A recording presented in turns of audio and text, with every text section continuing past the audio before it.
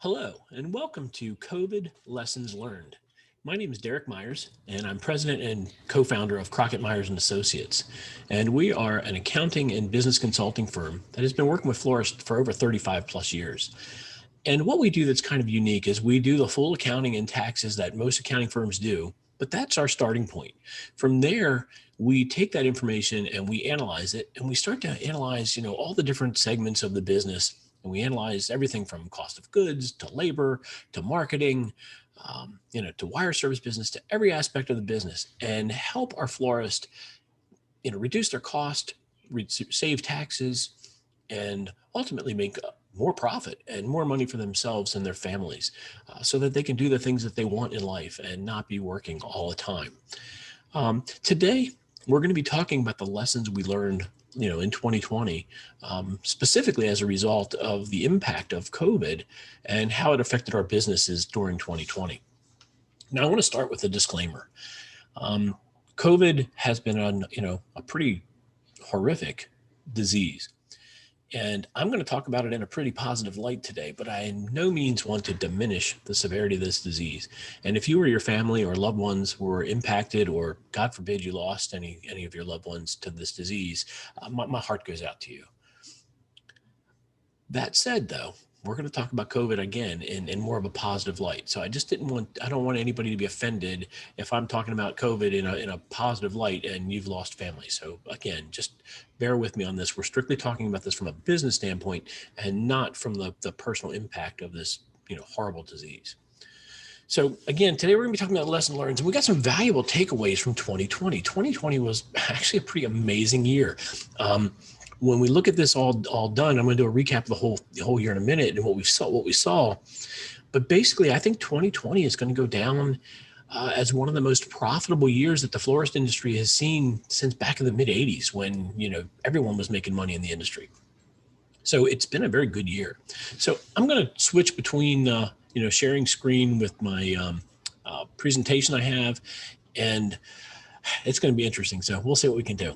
But first, I'm going to start with a recap of 2020. So let's talk about what happened. When this disease first started making its, we started hearing about it in January, maybe February, we started hearing about it. We were anticipating, complete shutdowns, business being shut down completely. We thought we were going to see drops in sales. I was expecting 50%. I'm telling my shops, man, if they do this, we're down 50%. And thankfully, that wasn't what we saw, at least nationwide. There were areas, they were pretty much broken down in about 3 areas. All of our different states, local governments, and cities had different levels of control that they imposed. Some shops did, in fact, see full closures. I mean, they were shut down for, March, April, and May, weren't even allowed to open their business at all. And they did, in fact, see drops in sales of, 100% theoretically.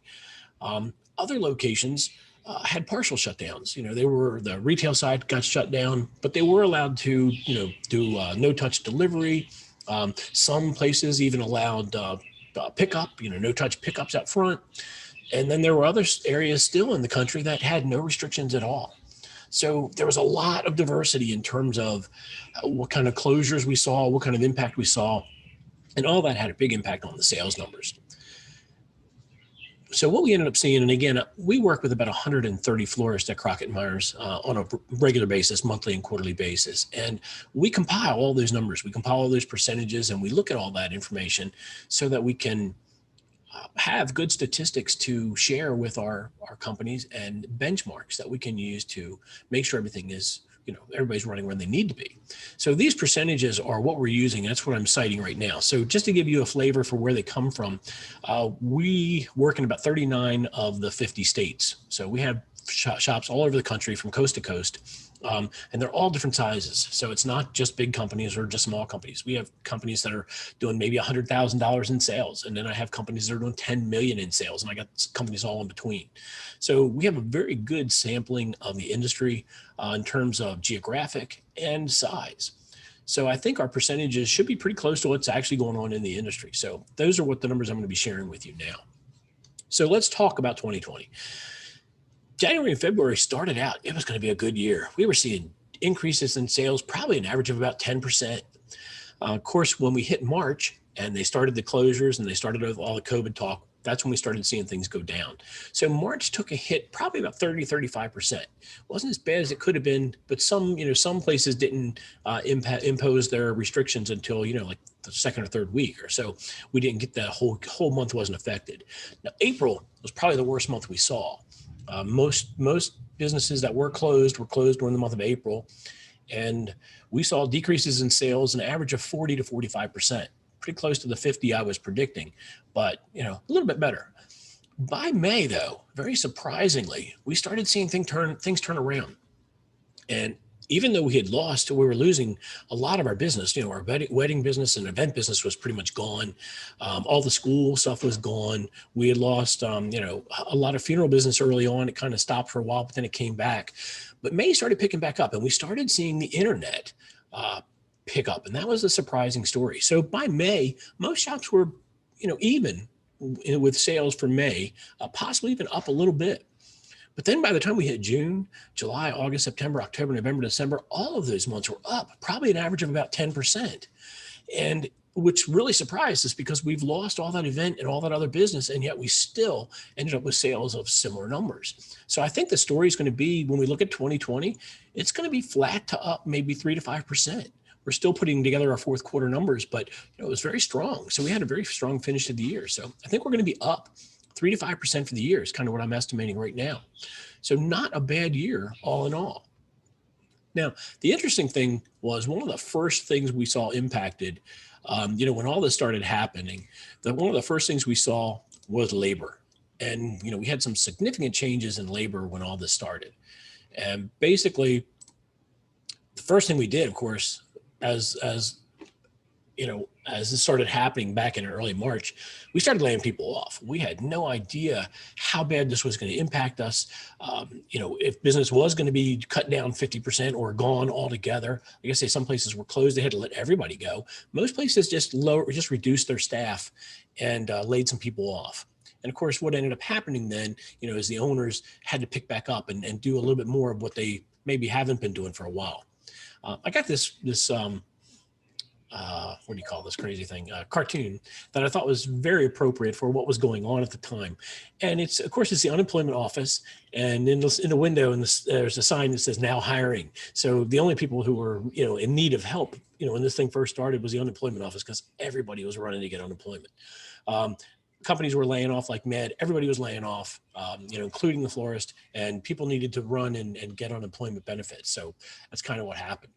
The next thing we saw is as sales started picking back up in May, we realized, we're going to need people back. We're not hit as bad as we thought.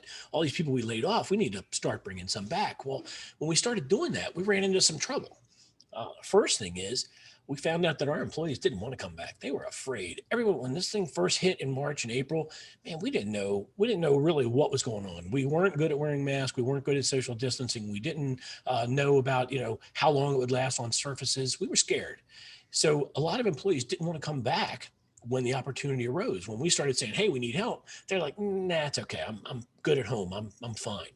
And to make matters worse, they were getting unemployment, and they were getting a lot of it. When that $600 kicked in, the extra federal unemployment kicked in, a lot of these people were making over $1,000 a month, more money than they do as a florist. I mean, it's $52,000 a year. Most designers or especially sales clerks and things like that don't make that kind of money. So we saw that people didn't want to come back, not only because they were afraid to, but now they're making all this money on unemployment and they didn't want to come back. The third thing we had a problem with was we had to social distance. So part of the rules now were we had to maintain 6 feet apart. We couldn't have more than a certain number of people in the stores. And if you didn't have a big space, it was hard to maintain that social distancing. So even though you may have needed 10 employees, maybe you could only have 5 because of your social distancing restrictions in your shop. So we found ourselves in 2020 working very lean. And I mean, we were short-staffed, and having the right amount of staff is wonderful. Having too little staff is not good either. It's almost as bad as having too much. Well, almost. You make more money, but you're going to run your people ragged. So working lean, what we found out was, everybody was running around working crazy, but it seemed like everybody stepped up. those people who were willing to work and did work really seemed to step up and get the job done. And we were very productive. So even though we were running around a little crazy and we were stressing ourselves out and we were working a little bit more than we normally do, it started to become very efficient. So initially we were a little crazy, but we started to work more efficiently. And surprisingly, what we found is that by the end, by the end of the year, and we're looking at things by June, by September, we're seeing Florist hit our payroll targets, which was kind of unusual, because that's one of the areas that we have been fighting with Florist for years, is to get their payroll down. Um, I use payroll targets, and we'll talk about them in just a second. I have payroll targets that we target for our shops, and most of my florists are pretty close to them. They get down there real close, but there's some I'm always fighting with to try to get those numbers down. Very few are below my targets. What we saw in 2020 was I had shops that were significantly below my targets. So let's talk about what they are. So our targets for labor are basically based on a couple of different things. First, our percentages are of inventory sales or product sales. So we don't include delivery and some of the other income in there. And the reason we do this is to make our percentages more standardized. So here's why. If we include labor, the pricing changes a lot. I mean, I have some shops that are still charging $6.95 or $7.95 for delivery. I have other shops that are charging $16, $17, $18, $19.95 for delivery. So that big variance in delivery has a big impact on the percentages if you include labor when you're looking at percentages. If you include delivery income when you're looking at percentages. So we do it based on the product cost. So just the product cost. Now, the other thing you'll see here, we're not including owners in this percentage. We do normally target owner salaries at around 10%. The reason we don't include them is, again, they differ greatly depending on the entity that you are filing under. For example, if you're a corporation, you want to avoid double taxation. So pretty much at the end of the year, whatever the profit is, you take it as payroll and you draw it all out. So you draw the profit all down. So your payroll might be 15, 20%.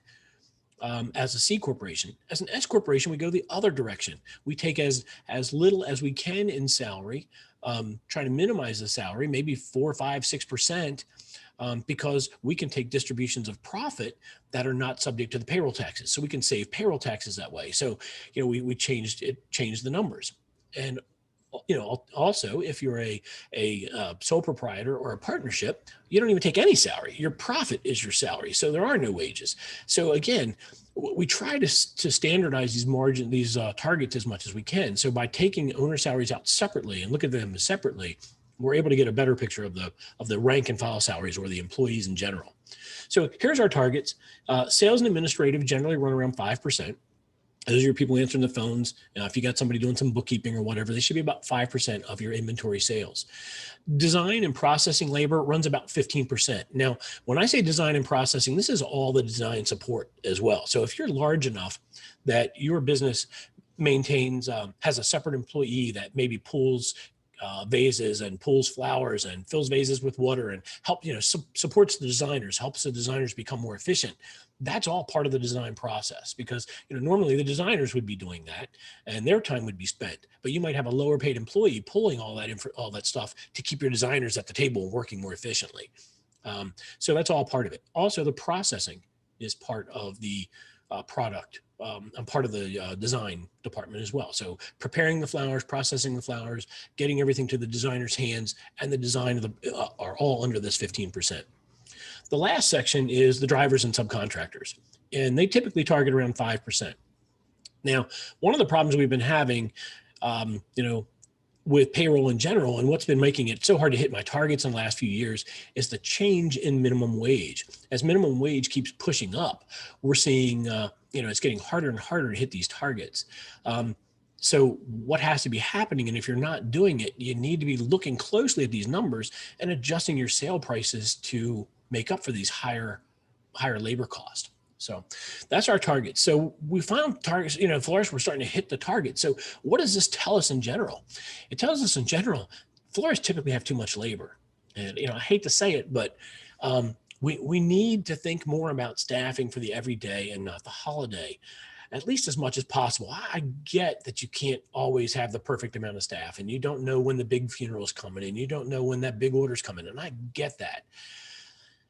But you're better off, staffing for your everyday and not staffing so much for the holidays. I mean, I know it's really hard if you cut your staff down and then it comes holiday time, it's really hard to bring people in. I get that. I mean, I've been in this business for 35 years. I know how difficult it is. The problem is, as florists, what we have always done is we maintain a certain level of staff. And what we typically see is, we'll lose money in certain months because of it. Like, January is usually a loss month. March can be close. We typically lose money in July and August and probably even September. We lose money in these months, and then we make it up during our holiday time. Well, what's interesting about 2020 is we saw more profit in 2020 when we had lower payroll all year long and we started capping our holidays. So basically we hit Mother's Day and we said, man, we don't have enough people. Sorry, we have to turn off our Mercuries, turn off our Doves. We have to turn off our internets. We have to turn everything off. We're done. We can't do anymore. Well, it was interesting. We still made money in those months because our payroll was low and our other costs were low. But what was even better is we made money in June, July, August, September. We made money in every month this year. We didn't have our loss months. So it was interesting to see that, maybe if we make a little bit more money every day, we don't need these huge holidays to make all of our profit. Just food for thought, things we learned in 2020. So a little bit less labor all year long, cap those holidays a little bit, maybe not take every single order in the entire world. And we ended up with more profit in 2020. So that was the first takeaway that we got from 2020. Second thing I want to look at with you guys is the supply chain. And the supply chain, what we really found out this year is make sure you're having a dialogue with your suppliers. And for example, what happened with a lot of suppliers, they too had to shut down. They too had to minimize their staff. They too had to cut everything back. And if you weren't talking to your suppliers, I mean, for example, I had a lot of my shops who talked to their suppliers regularly. They knew what was going on. They got their orders all in before the suppliers started to shut down, and they were fine. They didn't have any missing product. They had plenty of product for Mother's Day, no problems. I had other shops who don't talk to their suppliers regularly. All of a sudden went, what, my supplier's closed? Where am I supposed to get my flowers? They had no idea it was even coming.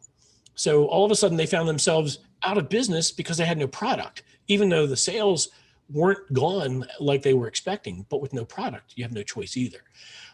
So the more you communicate with your suppliers, the better they can take care of your needs. So we just need to make sure we're talking to them and know what's going on. The other thing is know your lead times and your pre-order times. That became really important this past year because there were a lot of times you go to ask for something and, it's not coming in for weeks or for longer. Some things really got delayed and back ordered because not only did our wholesalers shut down, but the people who produced the products also shut down. So there were times where there was no production of glass. There was no production of foam and Oasis and things. Things got shut down. So there was a little law in the marketplace where for a few months or weeks, you couldn't get certain items, or they might've been delayed really long as they came in. So make sure you know how long it's going to take for these deliveries to come and get things delivered and what's going on. One of the other things that we saw too during the whole COVID thing last year, and it still continues, is that our wholesalers started carrying less product on what we call spec. I mean, they were on speculation. They didn't fill their coolers in anticipation of you guys buying it.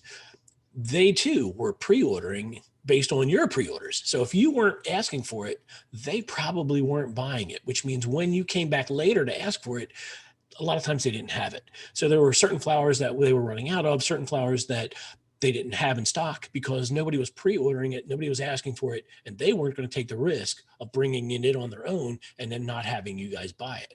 So again, communication, it's what it's all about. Okay. The other issues we were having with the supply chain, again, we talked a little bit about those production shutdowns. I mean, some glass and things stopped producing it. There were some import, stops. They weren't allowing things to come in from China and from other countries. So there were a whole bunch of things going on with the supply chain and what was going on.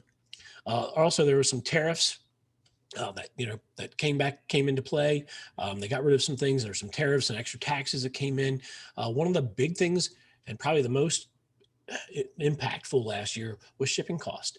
When product wasn't moving back and forth between countries as easily or as readily, the cost of planes and shipping became much higher. So shipping costs went up quite a bit. In fact, even though labor came down in 2020, we saw the average cost of goods climbed a little bit. It went up about 1.5%. Not huge, but I really think most of that was the impact of shipping. So we saw about a 1.5% increase in the average cost of goods across the board last year. And I think that was because of shipping. One of the other issues that we're having that's affecting our supply chain, good or bad, depends on what side you're on in this, we're kind of bypassing our traditional wholesalers. So a lot of florists are now buying direct, which if you're large enough to do that, you're probably going to save money by buying direct. If you're not large enough, there comes a point where you buy direct, you get too much product, you throw it away. It kind of gets to be about the same cost. The issue is the more we buy direct, the less our wholesalers are going to be there to support us or have what we need. So if you're a smaller shop, working closely with your wholesalers, again, is going to be your better alternative than trying to buy direct. Once you get larger, buying direct is probably definitely going to be the way to save going forward. Okay. All right. So the next takeaway we had from last year was delivery. And wow, was delivery, was it huge last year? Again, this is one of the areas that saved us again last year. So what we saw last year was delivery income was up, and it was up because we were delivering everything. We had a higher number of delivered items because retail side was closed in most locations. So people weren't coming in the store to pick things up. It was being delivered. And the interesting thing we found last year, and it continues, is that we could charge almost anything we wanted for delivery, and we still can. During 2020, there was a big shift. And basically everybody, including me, were having everything delivered to their house. People were having groceries delivered. Everything they're buying online is being delivered. They're not going out. They were staying in. They were, hunkered down. And while they were doing that, they were having everything delivered. And what we found is that people became insensitive to delivery fees. If you're using things like, what are those things? Grubhub and those other delivery services, food delivery services, they charge a lot of money for these deliveries, and people were paying to have food delivered and paying almost as much for the delivery as they were for the food. So the insensitivity to delivery fees started to, really, people became less and less sensitive. So if you're still charging $5.95 and $6.95 and $7.95 because you're in some little rural town and you don't think anybody will pay it, you're absolutely wrong. The average delivery in the nation before COVID was $10.95. Now we're seeing it closer to $13.95. So last year, delivery fees went up an average of $3. Okay. And if you're not increasing your delivery fees, you're really missing out, because this is where a lot of money is being made. Well, one of the other things we found with delivery, and surprise, surprise, or actually it's no surprise at all, no touch delivery is extremely profitable. When you think about no touch delivery, you run up to the house, you drop it on the step, and you run away, and you go back in your truck and you're going to the next delivery. There's no knocking at the door, waiting for the person to answer, having them sign something, handing them the flowers, talking to them about how pretty they are. Although that's some great, it's some great PR, it's time, and time is money.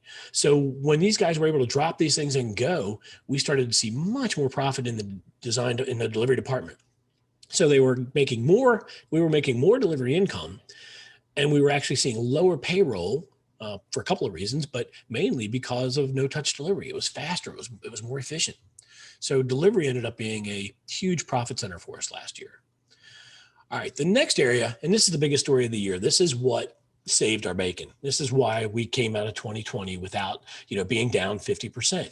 And in fact, if you did see, and we're talking about internet sales. So internet sales saved us. So if your shop had no website, or didn't have a good performing website, it was weak performance, maybe you didn't have an e-commerce site, or maybe your social media platforms were weak and you weren't marketing well, you were probably down considerably in 2020. But if your internet was good, if your internet was a good performing site and you had good social media marketing and PPP, pay-per-click marketing campaigns, and you were, if you were doing all these things, you had more business you could handle. I mean, we were seeing we were seeing people pretty excited, and internet sales went through the roof. In fact, internet sales, really came back and replaced everything we lost. So that's kind of what was so cool. So apparently, all those seminars that all these guys have been teaching over the last 10, 15 years about all the social media marketing and website stuff and advertising online, apparently they've been right all along. So, if you haven't already got your marketing in place and your internet position in place, get to work on it. We still have time. There's still going to be a strong internet market, I think, all the way through at least September. I think that's when we're going to really start to see things start to open back up in full. Probably by the end of the summer, early fall, we'll be seeing things open back up. But even then, I don't think people are going to go rushing out and changing their buying patterns back to where they were. I think we're going to continue to see a strong internet market. I heard one of the experts, I can't remember who it was from. It was either somebody from Google or somebody from somewhere, but they were basically saying that consumer buying habits have changed. And basically we've kind of jumped like 5 years into the future as to where they expected people to be spending. So we knew this was going to come, but we thought it was going to be coming over time in the next 5 years. But there was a big shift to internet last year. I mean, everybody, I'm one. I was never an internet purchaser. And now I find myself online buying things where before I would go to a store, and now I'll go online and I'll make my purchase. There were a lot of holdouts like me who wanted that personal touch, wanted to go to the store, wanted to, talk to someone and try things on and buy that way. And last year I made the switch, and now I find it, I don't want to go to a store anymore. So I think a lot of people have made that shift. So if you don't have a great social media campaign, a good functioning internet, if you're not looking into pay-per-click marketing, assuming you can afford that kind of stuff, please get into it if you can. That's where you're going to grow your business. That's where business grew last year, and that's where it's going to continue to grow next year. All right. So internet saved the day. All right, physical locations. This is the other area that we saw some money being saved last year, and it's really got us asking a bunch of questions. So, the takeaway here is, the shuttered locations, closing down locations in 2020 saved quite a bit of money. So by shutting down those locations, those shops that have multiple locations and they closed down into maybe one or two. Again, we saw more efficiencies because they were all working out of one space and it became more efficient, but they were also able to save a lot of cost. I mean, they were able to reduce their overhead costs. A lot of them were able to cut the rents in half or even have no rents for a while. They were, of course, utilities went way down because they weren't using the stores. The coolers were off. General maintenance was way down. I mean, they were saved a lot of the overhead costs of those facilities. The biggest cost they saved, again, comes back to labor. They didn't have to have people sitting out at a store, maybe not doing much, maybe waiting for business. They were able to bring them all back to their central location, those that they kept, and be more efficient. So it was an interesting change. So we did see some cost savings there. The next thing we noticed was, and it was a big surprise to us, it didn't seem to adversely affect the sales. I mean, when we thought the locations would be closed down, we thought sales would drop off, but they really didn't. Again, the internet sales held up. We didn't lose the internet sales in those areas, possibly because we still had those physical locations. We still had the Google pins on the map, but we're just not sure. It's brought up a lot of questions. So the questions we're now asking ourselves after this is, hey, do we still need all these locations? Is this the best choice? I mean, is the spoke and hub kind of thing the best way to do it? We were always thinking you have your big satellite, your big design center, and you put little stores around it. And that was the model that a lot of us were using. And now we're kind of wondering if that's the most effective model. The next question, is it necessary to have those Google pins for Google effectiveness? Can Does Google still give us those orders if we don't have those pins? And again, these are questions that we're asking. Don't know the answers to yet, but that's what we're looking at. And the last one is, how much does the store need to be producing to be profitable? I mean, are these satellite stores profitable on their own, or are they being supported and carried by the bigger store? So 2020, unfortunately, brought more questions about physical locations than it did answers, but it's definitely things that we're looking at and considering as we go forward. So the last thing that I have, last takeaway that I have here is basically what I call back to basics. And really interesting to me is what I saw in the sales numbers and efficiencies of the business this year, of the businesses last year. So in 2020, let's take a look about what we lost. Okay, we know we lost our wedding and event work. Okay, that was gone for the most part. I mean, I still don't think it's really coming back. We've got some small weddings, some small events happening, but for the most part, we're still not seeing our big events like we normally had. We lost our proms, graduations, all our school stuff, the dances, the corsages, all that stuff was gone. And still, I don't think they're back the way they were yet.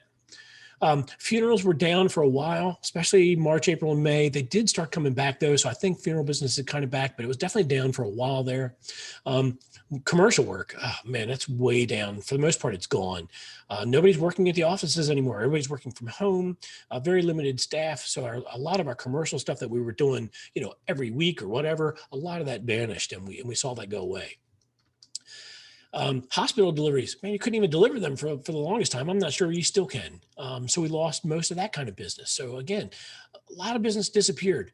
If that had been the end of the story, there's no question we'd have finished the year down 50% or more. I mean, there's no doubt, which is what my initial reaction was. And that's what I was thinking initially. But then let's talk about what we gained. Where we gained was online and phone business. It was a pretty natural shift. Everything came to us. But that business tended to be traditional flower orders, the traditional arrangements that we've always done for years. Also, early on, March, April, and May, we were able to give them anything we wanted. So we were able to sell right out of our coolers. We sold exactly what we had. Whatever flowers we could get in, we were selling. And it, again, made us very good cost-wise because we weren't losing flowers. We were selling right from our coolers. We said, this is what we have. They said, no problem, we'll take it. And they bought it. The other, again, all of these orders were deliveries. It was delivery. All these deliveries, again, as we talked about, were very profitable. So this back to basic thing, gave us more traditional orders, more deliveries, all the things that we wanted. We also found that if we had home decor on our websites or plants on our websites, didn't matter what we threw on our websites, we sold it. If we had it, we sold it. So what did we learn from all this? We really learned that the basic retail tends to be more profitable than the work we lost. Obviously it is, because we're seeing higher profits this year than we have in the past. Sales are very similar, maybe even up a little bit, but profit margins are up even more. So that means, all those event businesses and all those other things we're doing, our sales volume are up. So what does that mean? It means we're not charging enough for that other business, that event business. We're not picking up enough income on that. So we need to make sure that we start to charge more labor. I mean, that's where we're losing it. We're losing it in the labor. We need to make sure we're charging more labor on these events, because we know how to price out the flowers. We get that part. So if we're not making our margins, it means we're losing it on the labor side. So we need to be building more labor into our event work and making sure that we hit those targets with our event labor. All right. So here's what we got. Here's our takeaway on this. When your events start coming back, and they start coming back, and they will be coming back soon, hopefully. As they start coming back, make sure you're charging enough money for them.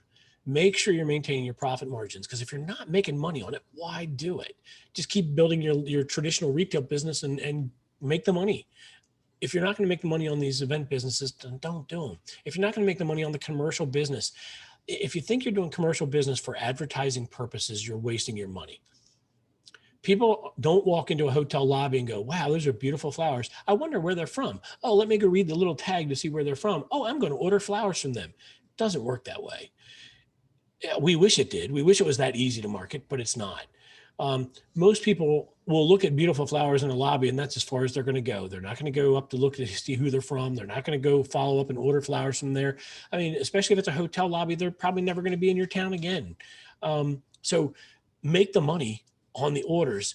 Don't make the money and don't anticipate you're going to make money from something else. If you do, that's gravy and that's wonderful, but don't plan on that. Make the money on the sale. Okay. So in conclusion, what did we see? So generally 2020 was more profitable than we've been in the past. And traditional, and really that's because labor was down. That was the biggest change we saw. We became more aware of our supply chains, and we started selling more of what we had and what we could get. And we were a little more, and of course consumers were a little more open to that too. And I think that will change as we start to get out of the COVID thing. They're going to be a little bit more, they're going to want specific flowers again, where right now they're a little more open to that. No touch delivery, again, was extremely profitable. Delivery was very efficient. We saw more deliveries being done in the same amount of time, which meant more money. Okay. Internet sales saved the day. If we hadn't had our internet sales go through the roof, like I said, we would have all been down huge. We would have seen big drops in what's going on in the industry. The multiple store thing. I mean, we saved a lot of money there, but again, it kind of brought up more questions than it brought up answers, but at least we did see, some savings there last year. And then of course the basic retail is more profitable than what we've been making on our events and things. Now, I don't mean that for all event people. I mean, there are event florists who that's all they do, and they know how to price events, and they build plenty of labor in, and they make sure they're making good money. But, as a traditional, retailer, we tend to not make the money that we should be making as a traditional retailer when we're doing these events because we don't know how to price them right. So just make sure you're pricing additional labor in. So with that, that's pretty much everything I've got. So I know this was a recorded session, and I will be this will be followed by a live question and answer session. So hopefully I will see you then, and hopefully you'll have some questions for me. So thank you very much. Again, my name is Derek Myers, and thank you.